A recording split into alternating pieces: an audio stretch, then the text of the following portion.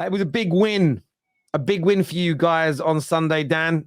A lot of people wrote you off. A lot of people said it couldn't be done, but you dominated them. You 100% kept yourselves in this title race. What did you make of the display, and how are you able to dominate Liverpool with such ease? Really, it appeared.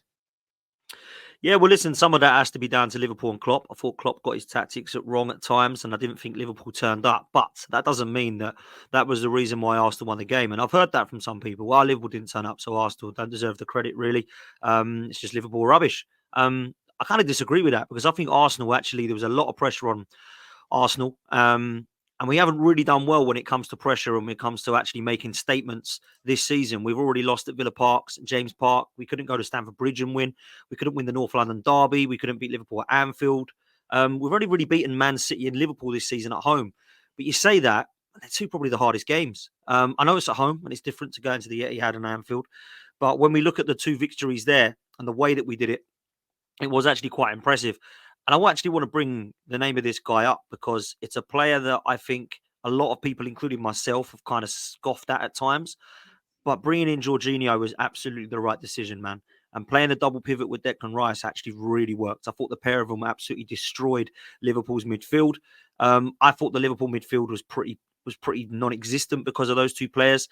And it allowed Martin Odegaard to do his press. And I think it just complemented each other a lot more. And now that Partey is out and going to be out for a while again, we've got to just kind of forget about that now and not have to worry about who's going to play in this left eight. Is it going to be Havertz? Is it going to be Smith Rowe? Is it going to be Fabio Vieira? Just play Jorginho and Rice and let Odegaard do his thing and stop worrying about who's going to play left eight now, because for me, it worked fantastically well. Now, it might not work in every single game and you might not want it in every single game, but certainly for me, moving forward, it looks the best trio we've seen in midfield this season, because we've been so disjointed in that position for me in a number of games. And there's no real coincidence that Gabriel, Saliba and Rice have been spoken about. And now that Jorginho has come in, actually he was really impressive and it surprised a lot of people. Now, I wanted him to play, but I actually wanted him to play in that kind of deep line six and allow Rice to push forward. But actually for the majority of the game, we saw it more of a double pivot. But if I'm honest with you, the mistakes were absolutely comical. I mean, even from our goal that we conceded, it was bad. But Liverpool, what was Van Dijk doing? I mean, we're looking at experienced heads here. We're looking at world-class players of the past 5 years. Alisson in goal comes out and kicks Van Dijk. Van Dijk just needs to head that ball, lets it bounce, gets himself in all sorts of trouble. And then, of course, the Trossard goal actually deflects off Van Dijk and nuts his Alisson as well. But I'm going to give Arsenal credit. And I think the one thing I will say about this, which I'm sure we will come on to, so I won't go into it in too much detail, is this is absolutely not what any of the media or neutral fans wanted. Now, LB will disagree because he's Man City, and I imagine he probably wanted Arsenal if he had to pick one, right? But for me, the amount of reaction from this game is absolutely embarrassing. It's really quite scary. If Arsenal would have lost this game, it would have been, yes, brilliant. Get your TVs on, people. Lights are up. Arsenal are out the title race. Everybody laugh. Everybody laugh. Arsenal won it, and they're like, well, they need to calm down a bit. Get that camera out. Get down the tunnel. Don't run up and start celebrating. Get the fans to calm down a bit. It's brilliant. We've rattled them. We've done it. That's exactly what we needed to do. Shut everybody up. Rattle everybody. Carragher. Oh, my God, what an embarrassment. Yeah. I mean, the head's gone moment. Let's put him as my Twitter profile picture. Odegaard, click, click, click. What an absolute embarrassment that guy was. He's completely lost his head. Just accept it. We were crap on the night. Doesn't mean much for Liverpool. We're still top of the league. Arsenal had to win. We didn't. But no, we don't get that. We get absolutely like embarrassment from fans, media, everybody that dislikes Arsenal, right? And to be fair to Man City fans, they're probably sitting there going, Arsenal deserved it. I've spoken to LB. He's come on my show and talked about it. Arsenal deserved it. It's probably good for Man City. We go beat Brentford, go top, and we can now go top of the league properly by winning their game in hand, which I think is against Brentford. So I look at it and I think, what is all the reaction about? Arsenal's done the business. Doesn't mean Arsenal going to win the title. It means there's potentially a three-horse race again now. And I think it would have been done if Arsenal would have lost that. But that's where I'm at, man. I don't understand this huge celebration, police, overreaction, media that all sit there going, yeah, Arsenal won, shame.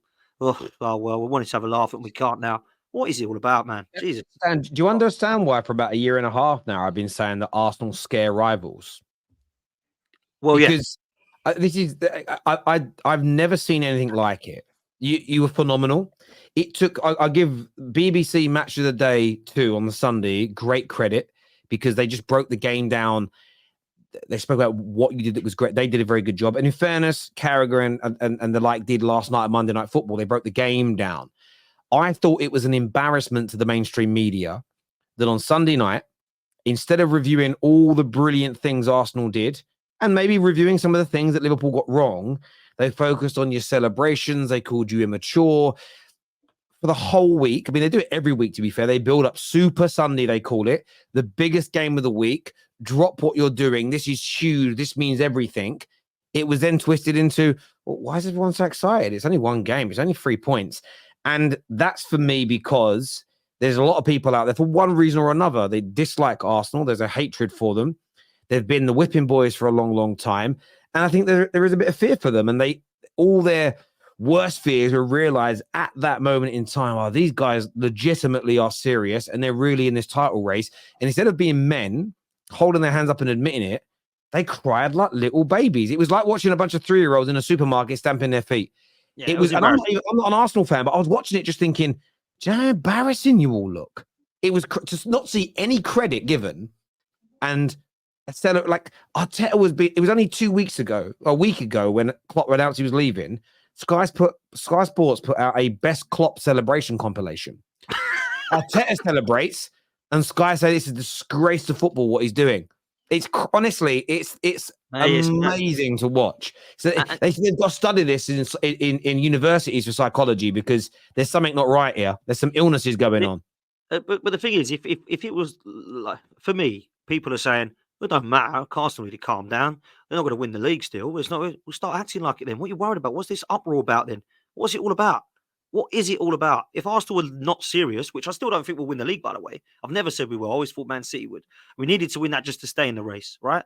So why is the media not reflecting that? Why is it like, oh my God, we didn't want this to happen. They're back. They're going to be in this bloody title race now. It's not what we wanted. This is the disgrace. Shout at their celebrations. Get that Erdegaard off. Get that camera out of his hands. Put it all over Twitter. I'm even going to put it as my profile picture. I'm like, wow, we've really rattled people by beating Liverpool. Yeah, bro, listen, you just understand. Mad. They are just rattled. Yeah, you rattled them hard, and I found it quite funny. I wanted Arsenal to win. That was my hope. I didn't think you would. I thought Liverpool would win. Because I thought that you guys would be too emotional, and you are an emotional club, and emotion did show at the end of the game. Though. That's fair. Handled the emotion during the game, whereas I thought Liverpool didn't. I thought one of the best performances I've seen from Arsenal this season. Still have concerns about you guys creating chances and putting the ball in the back of the net because you should have been 2-3-0 up at half time based off of the amount of ball possession you had and domination of the game, not necessarily chance creation. On another day, Liverpool could have potentially come back and beat you unfairly. So I still have a concern about that for Arsenal, but Arsenal thoroughly deserved it, man. I think Klopp got his tactics completely wrong. Completely wrong. I think he should have sat back, absorbed pressure, played really defensive because we've seen Arsenal struggle plenty of times this season to break down teams and hit Arsenal on the break and get them on the counter-attack. That's what I think they should have done. The pressing from Liverpool was shocking, leaving gaps all over the place. Arsenal exposed it, and Arsenal thoroughly deserved the win. Thoroughly deserved the win, and Liverpool needs to get back to basics now. And listen, the reason why you guys were emotional after the game, you are an emotional football club and you have an emotional fan base and players, is because you are right. If Arsenal would have lost that game, maybe even drawn, but certainly lost, that's it for the title race. Arsenal were out of the title race. For Liverpool, it wasn't like that. Liverpool are still top of the table. You know what I mean? Arsenal had to win that game. It was almost not like a cup final because they didn't get anything for it, but they are still in the race. They still have a chance. If they would have lost that game, they're out. Done. It's top 4 season. So for them, I understand why they were celebrating after the game. They just put in mad work ethic for 90 minutes. They performed really, really well. They just beat probably the second best team in the country. And they deserve to have a celebration. And if they got all rattled by it, yeah, I just take that, Dan, that, yeah, they're not happy with what their score result was. Rather than, because listen, if someone can't celebrate or whatever, it is what it is. And how do you know why Odegaard's taking a photo of that of the cameraman, that kitman guy? You know what I mean? He might have just wanted to do that. Why is that such a big issue? It's because they rattled. They're completely rattled. And again, going back to some Liverpool fans, not all Liverpool fans are like this. This is Klopp /J, Dan. They are desperate for him to win the Prem. Oh, yeah. Yeah. So if he does, they'll do anything for him to win the Premier League. Because even if he wins the domestic cups and the Carabao and the Europa League, as good as that is, it's still not the Premier. It's not the Champions League. They're desperate for him to win that. Because, bro, at the end of the day, if he doesn't win don't win the Premier League this year, he leaves after what 9 years, having won a single Premier League. So they're desperate for him to win it, and that's why some Liverpool fans got rattled. Some just accepted it and went, "Yeah, we weren't good enough on the day. We need to improve." Some got rattled. Congratulations. Do you think just quickly, both of you, right? Do you think that the Klopp announcement now, we're going to get one or two things? We're going to get, let's rally the troops and get behind him, or we're going to get like, this is desperation. We've got to win something now, and that is not a good way to go into it. Because, and I'm not just saying this, by the way, just because they've now lost one game, because it is only one game they've lost, because the other one they lost against Spurs was a fix, really, wasn't it? It was just absolutely crazy, right? But I look at it, I think it can go two ways, this. I think you can get to what you were just there, LB, what you've just said there about the fan base and about Carragher and the likes of him going, oh my God, this could be, oh, man, just have to win it. We had to win that game to win this title. Blah, blah, blah. They're getting so like desperate for it. That's just the league. What happens if they do that in a cup final against Chelsea, which I think they'll win, by the way? What happens in the Europa League if they start doing that? They say, well, he hasn't won this competition. He's got to go out and bow out with the Europa League. We've got to go into a domestic cup. That could happen, man. So they talk about the quad, but it could fall. So what it does is it puts a lot of pressure on them. Pressure, yeah. It puts pressure on the players. It puts pressure on the whole football club. Because listen, I get it. He's idolised at Liverpool. Yeah, he's a good manager and that. He's won them trophies. He's brought them back to the big time. He's idolised. But what it's doing is it's putting a hell of a lot of pressure on those players. Now, when you're winning week in, week out, that's all well and good. Yeah, but if you start going, and remember, Liverpool have not really had a dodgy run yet.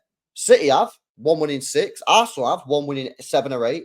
Liverpool, that's the first game that they've lost legitimately. If you kind of ignore the Spurs game, you'd expect them to have a dodgy run at some point. Will they be able to deal with it with all the pressure? So I don't know. I think Liverpool Football Club is a fascinating club this year because you don't know what's gonna happen. But they need to bounce back. Luckily for them, they've got 4 pretty winnable fixtures now.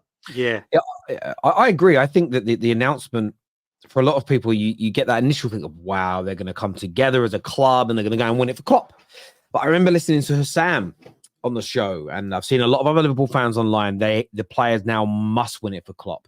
And normally the players get the full support of their fans. And I'm not saying they don't have support, but the way they're talking has shifted from, come on, guys, we want you to win the league. We believe in you, to go and win Klopp the title now, you bums. And if that's the way they go and a bit of anxiety creeps in, it can have a detrimental effect. But I just think on the day, I think Arsenal were too good. I think Arsenal were just far too good, too quick. And it was very reminiscent of the FA Cup game a few weeks back. The difference was Arsenal didn't score in that game.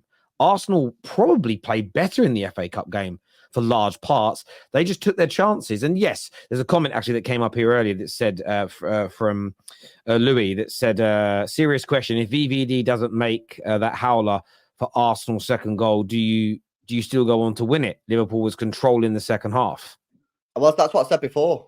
I said this is why I still have concerns about Arsenal, because as good as they were, they still don't put the ball in the back of the net. They need a striker, man. If Arsenal, right, they need a striker in the summer. They need to go all out and get a world-class striker. Whether it's Osimhen, I don't know if Tony's world-class, but someone like a Tony, someone who can put the ball in the back of the net.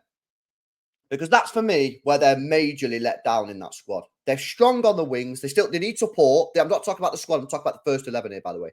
They're strong on the wings. The midfield's decent. The back four's decent. Got an okay goalkeeper. The one area of weakness is that striker position. As good as Jesus is, he ain't a world-class finisher. And obviously, Nketiah isn't. I go back. The perfect example for me, I'm sure Dan will agree, is West Ham when they got beat. If Jesus missed 2 sitters, if they have a Benzema, if they have a Haaland, they have a Kane, they have a Tony, they have an Osimhen, they at least get a point out of that game. That could be the difference come the end of the season. Because he missed 2 sitters, 2 headers that he should have scored both. So, yeah, I think you can throw that in if the mistake didn't happen, but you could also throw it in reverse and say if Saliba's mistake hadn't happened, would Liverpool come out at the start of the second half the way they did? You don't know. That's football for you, but I think it's a decent question. Saliba's, by the way, just quickly, because you just mentioned Saliba there, sorry. Saliba's seemed to drop off, in my opinion. I watch all the Arsenal games, right? Do the pray-alongs and that, yeah? I actually genuinely think that he's been, out of him and Gabriel, I think Gabriel's been a lot better than him this year.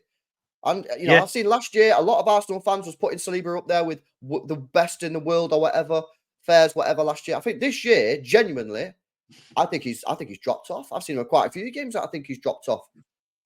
Dan? I think the level was so high last year when he come on burst onto the scene that people are going to look and they're waiting for him to make mistakes now because they want him to make mistakes, and he's made 2 in 2 games. I don't think his performances overall have dropped off in terms of the season. I don't think he's been always not the same player, but he's definitely. It's fair to say that Gabriel's been better than him. I think Gabriel has been phenomenal, and he's one of the most underrated player.